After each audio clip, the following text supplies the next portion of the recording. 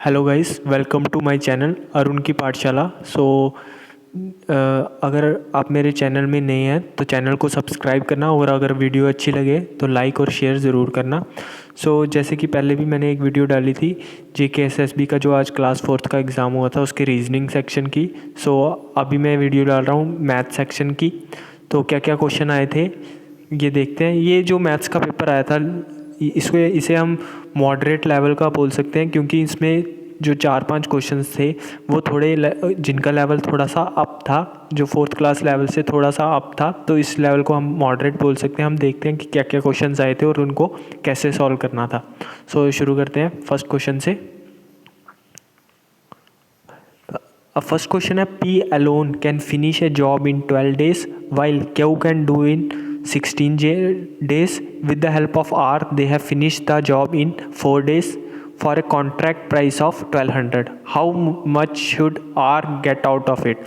अब जैसे P था, P ख़त्म करता है एक काम को 12 दिन में, Q करता है 16 दिन में, और P, Q एंड R तीनों मिलके करते हैं 4 दिन में।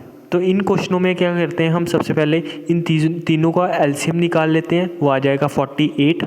अब 12 को जब 48 से डिवाइड करेंगे तो P जो होगा वो 4 यूनिट काम करेगा, अगर रोज़ करेगा। तो Q कितना करेगा, 48 को डिवाइड करेंगे 16 से 3 यूनिट, और P Q R 4 दिन में काम ख़त्म करते हैं, और 48 यूनिट टोटल काम है, तो एक दिन में 12 यूनिट काम हो जाएगा। अब जैसे यहाँ पे देखेंगे हम 4 + 3 7, एक दिन में P + Q कितना यूनिट काम करेंगे, 7 यूनिट। लेकिन अगर तीनों का देखें तो वो 12 यूनिट है। तो इससे पता लगता है कि जो R है वो एक दिन में 5 यूनिट काम करता है, और 4 दिन काम किया तो R ने हमारा टोटल में से 20 यूनिट काम किया, और टोटल यूनिट है 48। तो कितना शेयर बन जाएगा, टोटल दिया हुआ है 1200। तो जब हम 12 से डिवाइड करेंगे 100 इधर आ गया, और 12 4 ज़ा 48, 4 5 ज़ा 20, और 5 को 100 से मल्टीप्लाई किया तो 500 इसका आंसर आ जाएगा, जो हो जाएगा part C. Option C is the correct answer for first question. अब देखते हैं हम सेकेंड क्वेश्चन।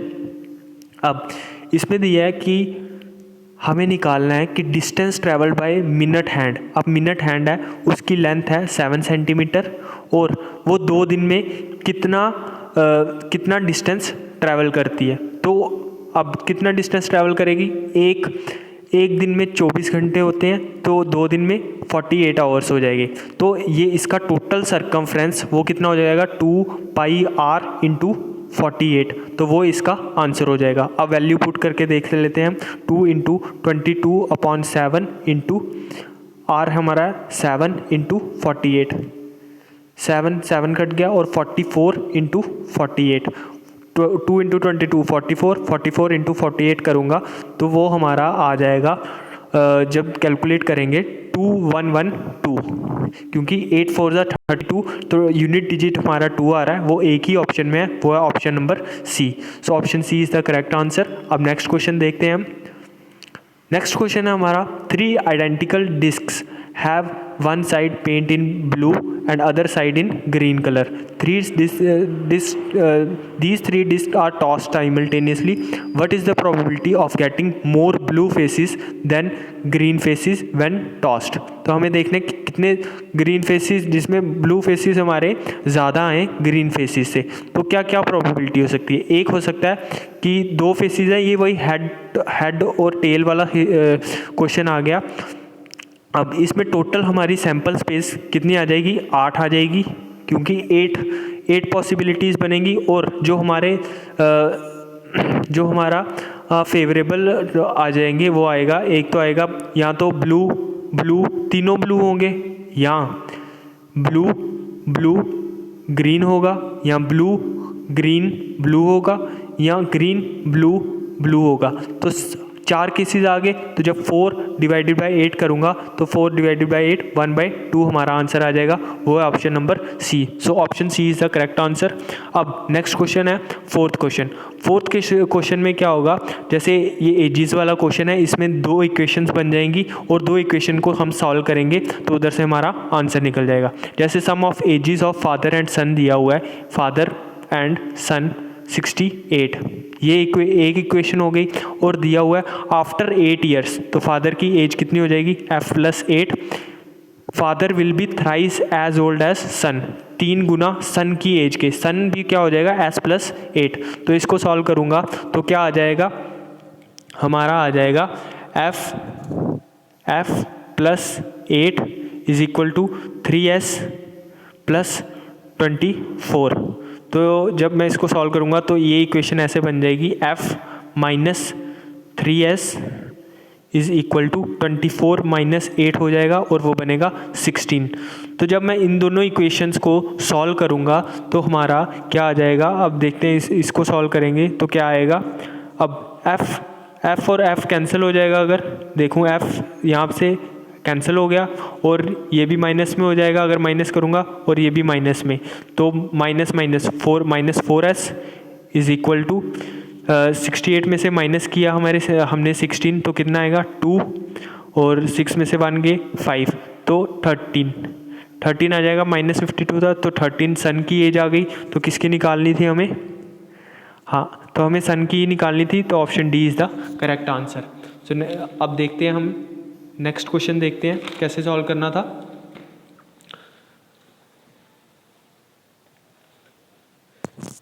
सो नेक्स्ट क्वेश्चन देखते हैं। नेक्स्ट क्वेश्चन है हमारा 5th क्वेश्चन।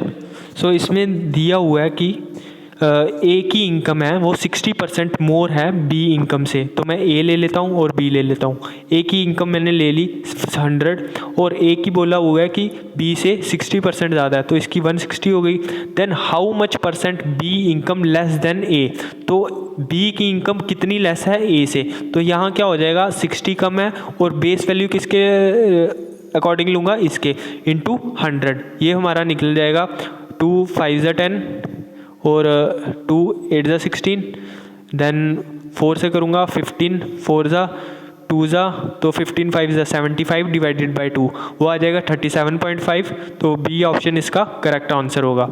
सो नेक्स्ट क्वेश्चन है वट % ऑफ 60 इज़ 12, तो 12 डिवाइडेड बाई 60 इंटू 100 करूँगा, वो मेरा निकल जाएगा 12 5 × 60 5 20 तो 20% is the correct answer. So option C is the correct answer.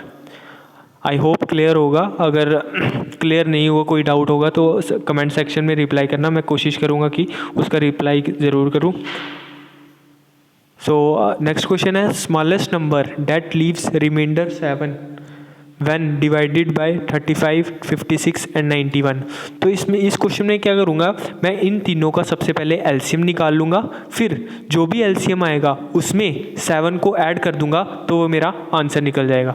अब जैसे मैं कैलकुलेट करूँ 35 56 इन तीनों का जब मैं एलसीएम लूँगा तो 35 56 देन 91। तो अगर मैं देखूं, अगर इसका एलसीएम लूँ 8 7 × 56 35 91, देन 5 से करूँगा 5 7 × 7 देन 91, 7 से करूँगा 7 1 × 13 13 से करूँगा। अब इन तीनों को मल्टीप्लाई करूँगा, फिर जो भी आंसर आएगा उसमें 7 ऐड कर दूँगा तो वो मेरा आंसर निकल जाएगा।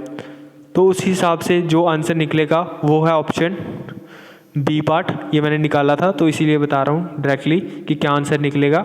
निकालना ऐसे ही है जैसे मैंने मेथड बताया। सो नेक्स्ट क्वेश्चन देखते हैं। क्वेश्चन नंबर 8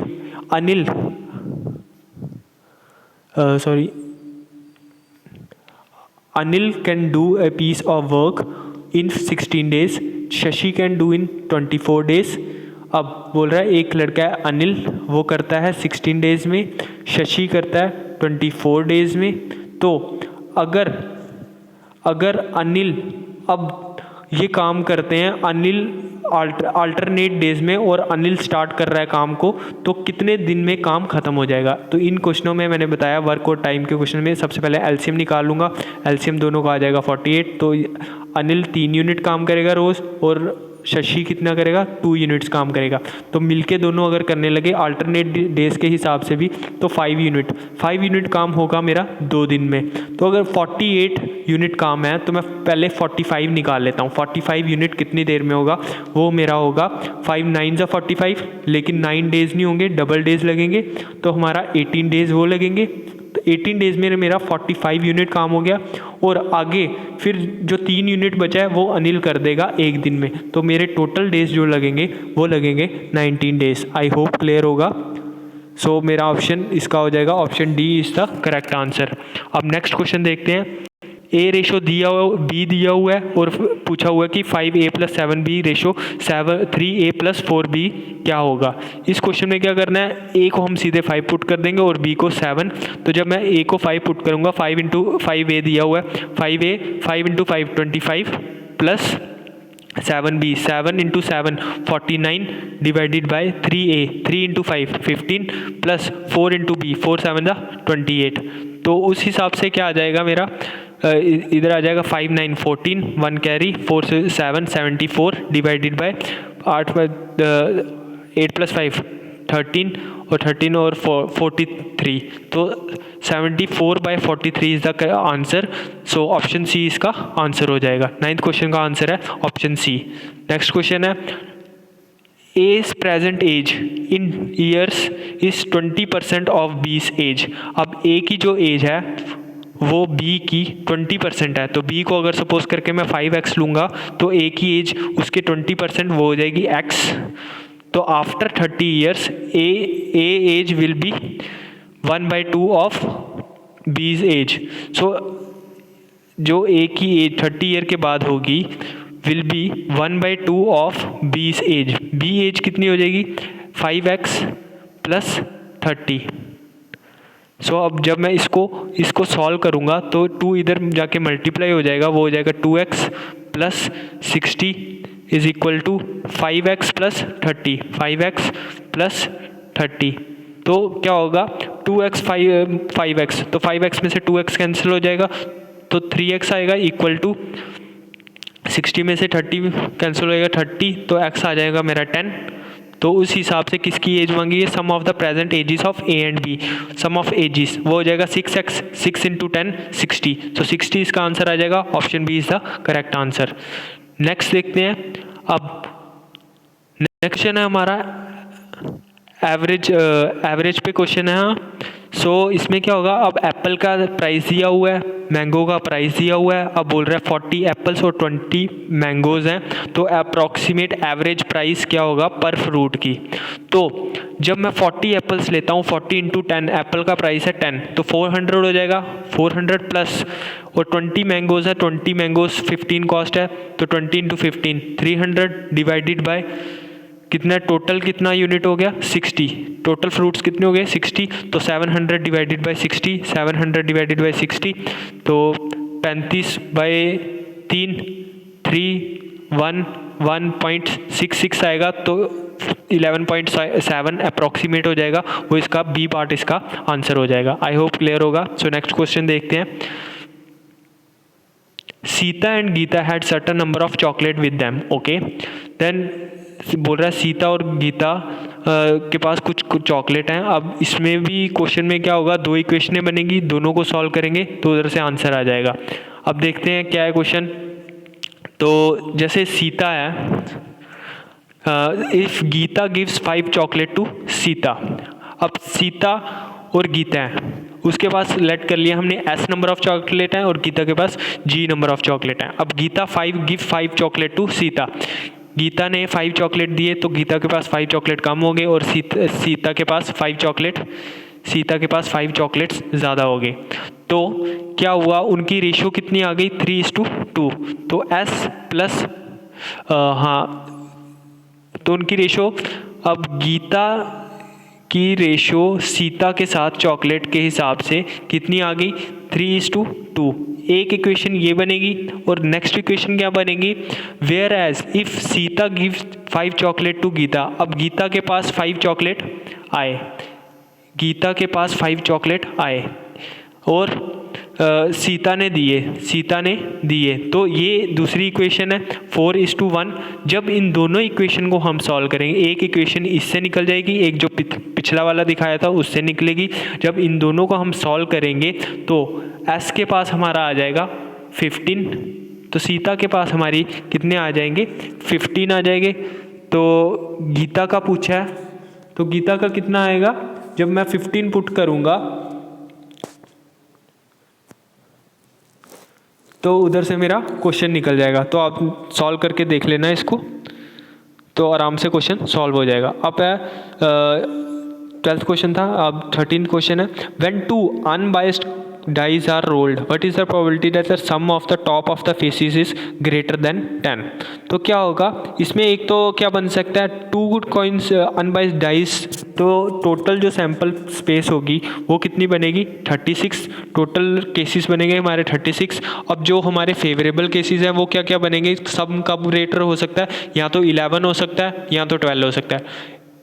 अब 11 किस केस में होगा, 5-6 या 6-5, और 12 किस केस में होगा, 6-6। तो हमारे 3 फेवरेबल केसेस बने, तो 3/36, तो 1/12 इसका आंसर आ जाएगा, वो होगा ए पार्ट। सो 13 क्वेश्चन का ए पार्ट आंसर हो जाएगा। सो नेक्स्ट क्वेश्चन देखते हैं, 14th क्वेश्चन। अब average age of group of 10 student is 12 years if, अब बोल रहा है कि 10 बच्चे हैं, उनकी एवरेज एज 12 साल है, और अगर 5 नए बच्चे आते हैं तो तब एवरेज एज कितनी इंक्रीज़ करती है, 1 ईयर। तब एवरेज एज इंक्रीज़ करती है 1 ईयर। तो हमें बताना है जो 5 नए बच्चे आए उनकी क्या एवरेज एज होगी। अब उस हिसाब से हम देखेंगे कि जैसे 5 नए बच्चे आए तो उनकी एवरेज अब कितनी हो गई, सारों की एवरेज कितनी हो गई, 13।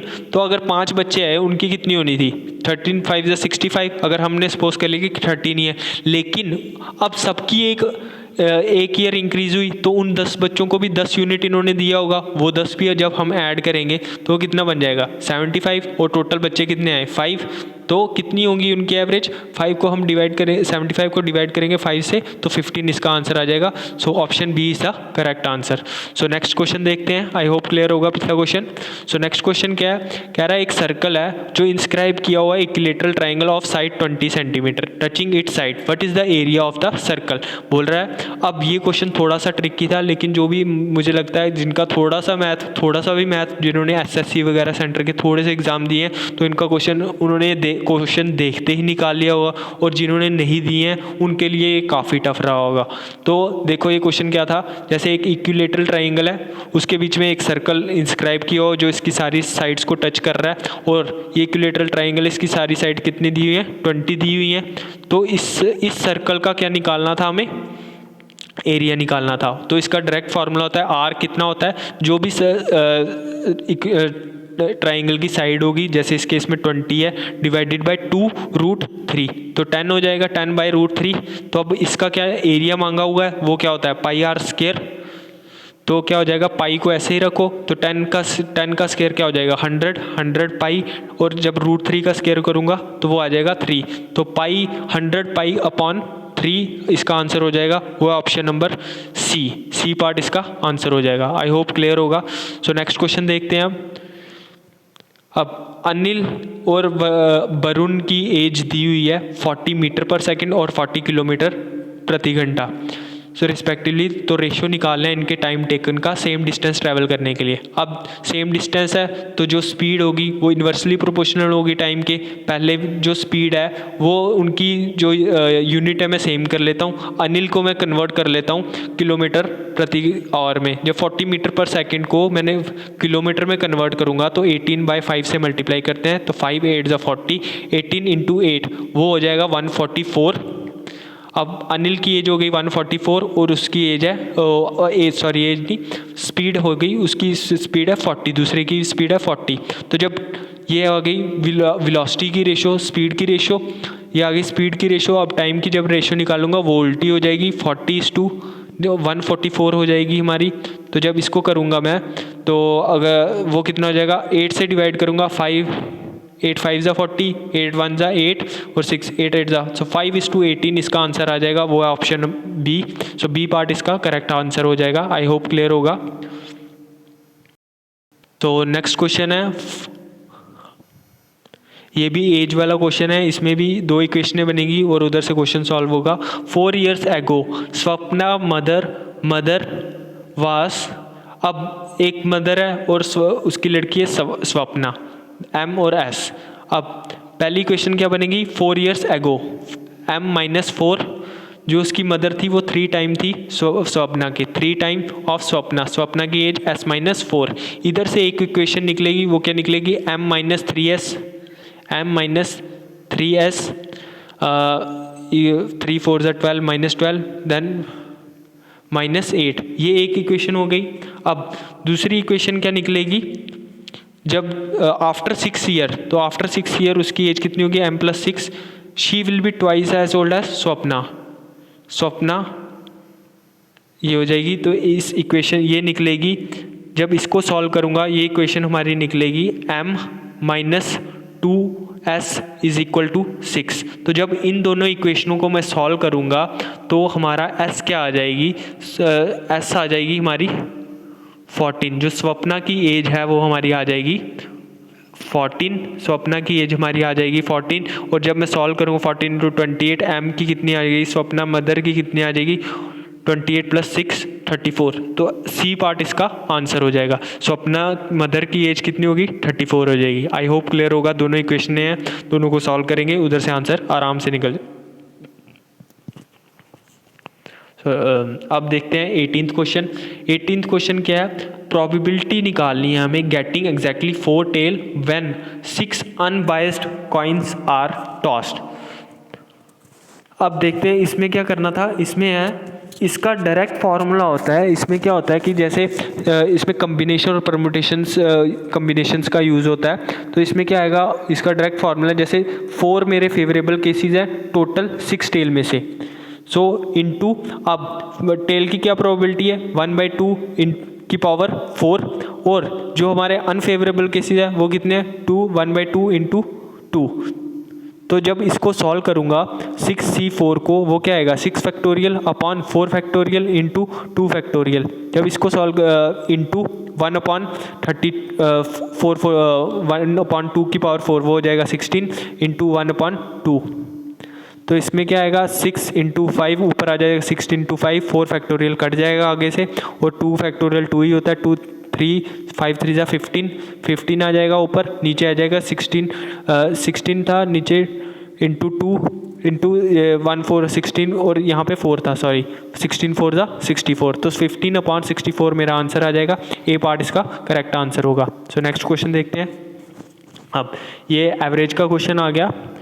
सो एवरेज का क्वेश्चन है, तो अब दिया हुआ है ABC की एजिस दी हुई हैं, तो तीनों की एजिस दी है और तीनों का एवरेज मांगा है। तो सारी एजिस को मैं पहले सम कर लूँगा, 8 और 15 23, 23 और 12 35, 35 ईयर ये हो गए, और 6 मंथ्स 16 मंथ्स, 6 + 10 16 मंथ्स, और देन 5 मंथ्स कितने हो गए, 16 5 21, अगर 21 में से 12 महीने निकाल दूँ, 1 साल बन जाएगा, तो वो मेरा 36 ईयर बन जाएंगे और 9 मंथ्स हो जाएगा। टोटल एज इतनी हो गई। जब 3 से डिवाइड करूँगा तो 3 12 36 और 3, तो 12 ईयर्स और 3 मंथ्स मेरा आंसर हो जाएगा, वो हो जाएगा ऑप्शन बी पार्ट इसका करेक्ट आंसर हो जाएगा।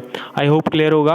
अब नेक्स्ट क्वेश्चन है, 2 cylinders have same volume have their radii in the ratio 3:1। अब निकालना है रेशो इनकी हाइट की। अब 2 सिलेंडर हैं, तो सिलेंडर के वॉल्यूम का क्या फार्मूला होता है, पाई।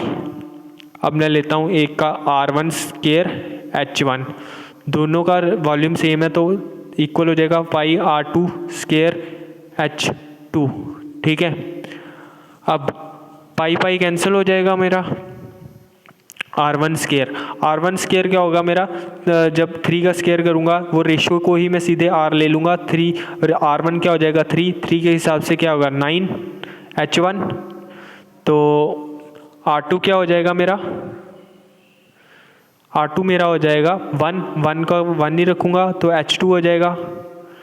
तो इस हिसाब से H1/H2 मेरा क्या आ जाएगा, 1/9, तो 1:9 मेरा करेक्ट आंसर होगा। Option C is the correct answer. So I hope सारे क्वेश्चंस क्लियर होंगे, और जिनका भी अब कल एग्ज़ाम है, तो मुझे लगता है कि जो अभी क्वेश्चंस आए हैं, जैसे एवरेज के 2 क्वेश्चन से, एजिस पे 2-3 क्वेश्चन से, पैटर्न लगभग यही फॉलो हो रहे हैं और क्वेश्चंस भी रिपीट हो रहे हैं। तो आई होप जो ये मेरा लेक्चर है काफ़ी हेल्पफुल रहा होगा। तो ऑल द बेस्ट जिनका भी कल एग्ज़ाम है, और जो देख के आए हैं उनको भी क्लियर हुआ होगा कि कहाँ कहाँ मिस्टेक्स की हैं और क्या क्या आंसर्स थे। सो आज के लिए इतना ही। So thank you.